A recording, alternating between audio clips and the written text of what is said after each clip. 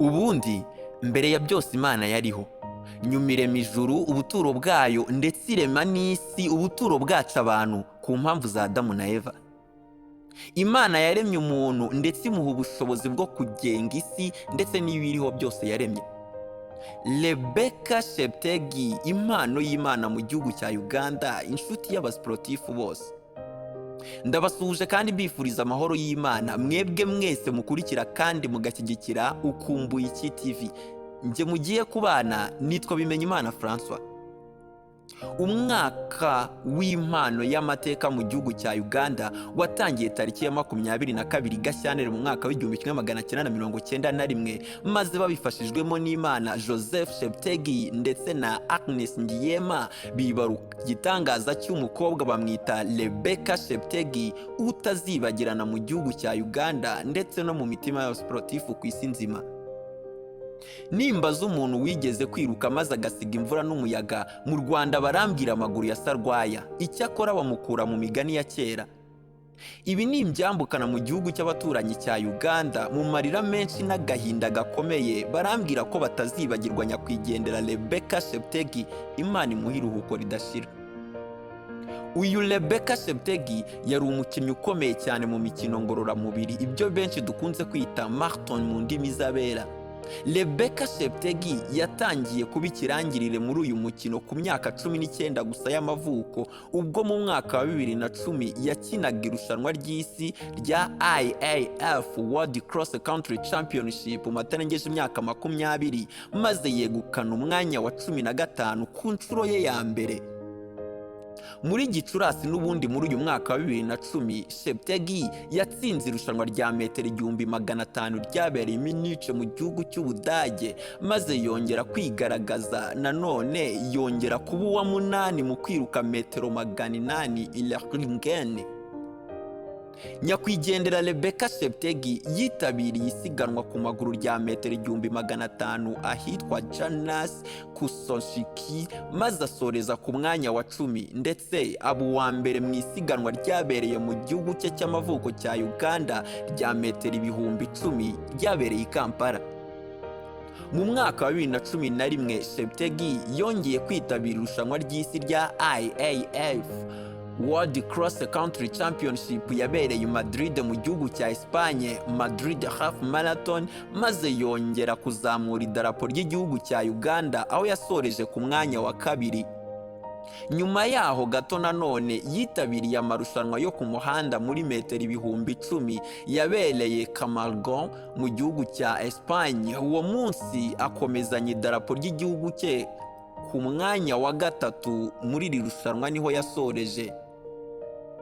Mu myaka ya vuba nko guhera mu mwaka wa 2022 aho yari agize imyaka 31 y'amavuko, nyakwigendera Rebecca Cheptegei yongeye kwerekana ko agishoboye kandi ko ayoboye muri marathon ya Prodava ndetse n'umwanya wa 2 muri metero 10,000 muri shampiyona ya Uganda yabereye i Kampala mu murwa mukuru w'iki gihugu. Cheptegei yaje ku mwanya wa 4 muri marathon ya Adinoki yabereye i Abu Dhabi mu gihugu cy'Abarabu, maze ahinduka amateka n'ibigwi bya Uganda kuko byamuhesheje itike yo kujyana idarapo ry'igihugu cye mu mikino Paralympique yabereye mu Bufaransa muri uyu mwaka wa 2024, aho yitabiriye kandi agasoreza ku mwanya wa 44 muri Women Marathon. Ntabwo bisabye igihe kinini ngo twongere kwibuka inkuru ya Gahini na Beri, maze byari imbyino nziza n'indirimbo byo gusingiza umunyabigwi Rebecca Cheptegei bihinduka amarira ndetse n'umuvuduko udasanzwe wo kujyana inkuru y'incamugongo mu gihugu cya Uganda ndetse no mu basiporutifu muri rusange. Iyi nimba yazanywe nande? Yaje gute? Ukomeje kumva Bimenyimana François ku muyoboro wa YouTube witwa Ukumbuye iki TV. Kubera gukunda umukino akina, yahisemo kujya kwibera mu gihugu cya Kenya, igihugu kizwiho kwandika amateka menshi muri uyu mukino ngororamubiri, maze atangira kugura ubutaka mu gace kitwa Transovian kugira ngo ajye abasha kubona uko hakorera imyitozo ku bibuga by'uyu mukino ngororamubiri bihabarizwa, ndetse kugira ngo akomeze kwandika amateka atazibagirana.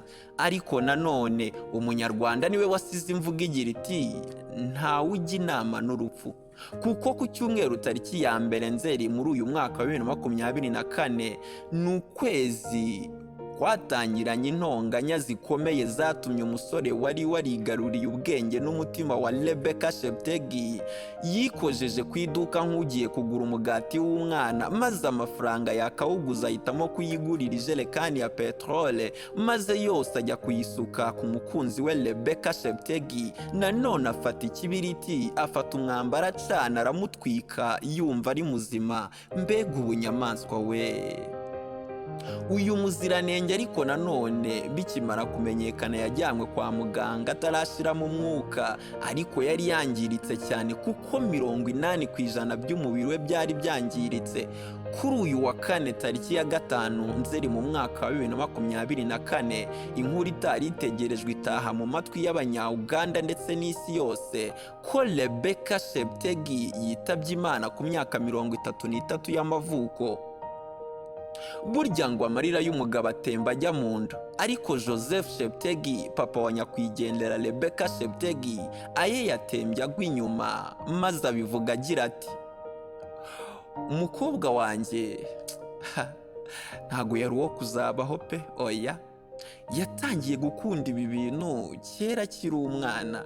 Iyo wamutumaga nk'ahantu yagendaga yiruka, kandi akagaruka yiruka n'amaguru ye nta guhagarara mu nzira. Yari umwana ucecetse, ahubwo agakunda gukora cyane. Rebecca Cheptegei asize abana babiri, umwe wari ufite imyaka 9 ndetse n'undi wari wujuje imyaka 11 y'amavuko, bakaba babaye imfubyi ku mubyeyi wabo Rebecca Cheptegei. Ngaya amateka n'ibigwi by'umugandekazi nyakwigendera Rebecca Cheptegei. Imana imuha iruhuko ridashira, kuko twese turi mu rugendo ruganayo. Ndabashimiye mwese mwabanye nanjye kuri YouTube channel Ukumbuye iki TV. Njye wabateguriye kandi nkabagezaho aya mateka, nitwa Bimenyimana François. Imana ibahe umugisha.